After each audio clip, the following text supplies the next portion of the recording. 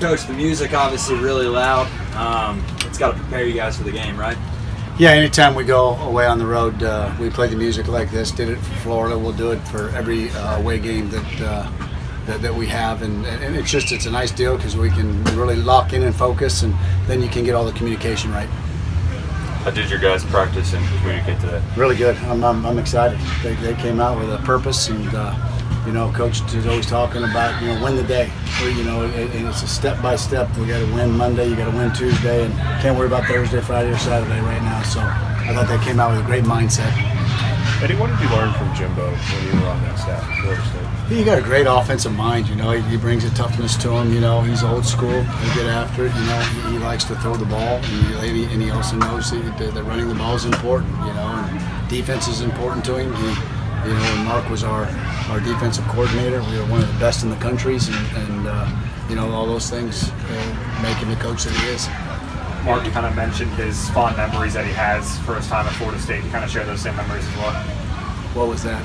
He was just saying that he had fond memories of his time there. I got you. Yeah, you know what? You know, we were there 3 years, and you know, it was really kind of rebuilding and bringing a new staff, and you come in after a legendary coach with Coach Bowden, and it's a tough job, and Jimbo embraced it, and we had a great staff, and you know, we recruited our tail off, and each year we just kept improving, and so it was a good 3 years.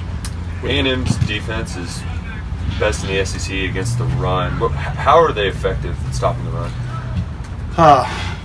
Coach, they do a great job on defense. I think you know how they stop the run, with either movement or secondary rotation, up front with their line stunts. They're never going to let you feel comfortable, and they just do a good job. Their whole staff, and they've got great players. You know, again, it's SEC. It's SEC on the road, and you know, everybody's going to be good. So it'll be a great challenge for us on Saturday night.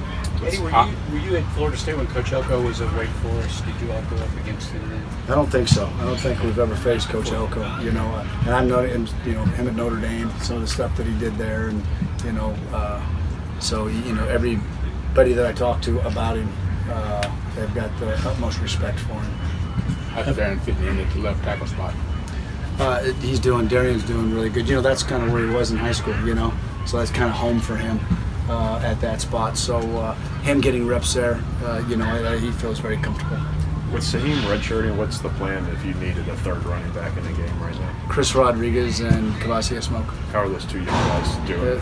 They're every day, you know, they're locked in. They're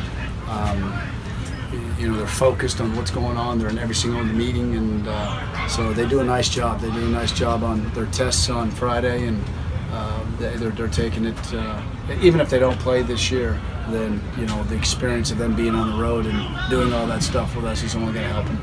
Jimbo compared Benny to Emmitt Smith in his press conference yesterday. What are your thoughts on that comparison? That's a great compliment.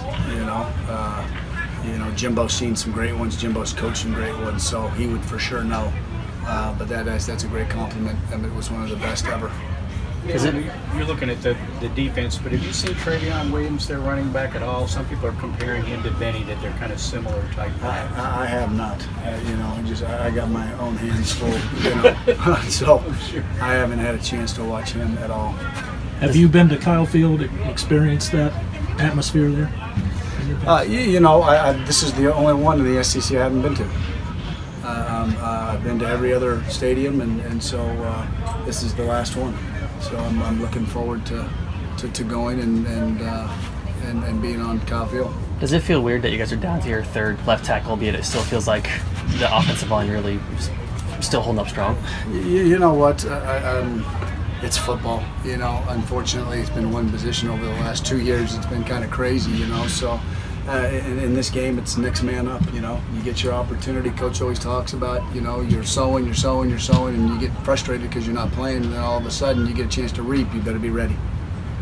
You talked on the preseason about throwing up stuff against the wall and seeing what sticks. Have you built enough into the offense at this point of the season that you thought you could go into it? I think we're right on schedule, you know, and then we'll go into the bye week next week, and already been taking some notes on some stuff that we're going to be able to add and use that week, you know, like we did last year. You know, when we were at this time last year, we put in some nice wrinkles that really helped us at the end of the year. So we're always gathering information and stuff that's going to help us. So I think we're right where we need to be, and Terry's getting it, and we're going. I wouldn't say baby steps, but you got to be careful. How's Terry's legs whenever you all use him in motion on the Wildcat? How does that freeze up the defense? Well, a couple things. One, you got to cover him down. If you don't cover it down, you throw it to him. It's just like with in the South Carolina game a year ago. Then he should have had another touchdown pass.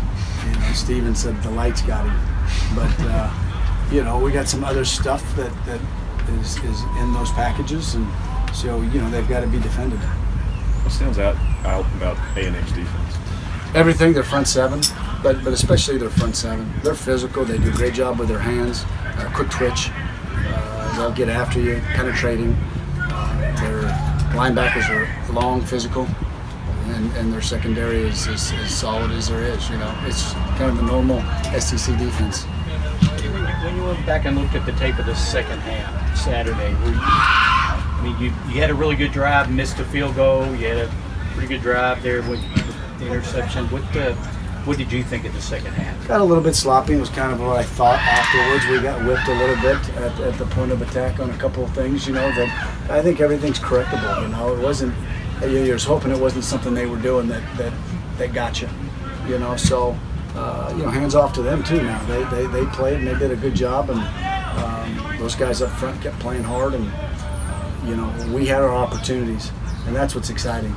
Is we had our opportunities to really not make it to where it was so exciting at the end. Second game on the road for Terry. He played well at Florida. Is there anything about his demeanor that makes him kind of succeed in a chaotic situation?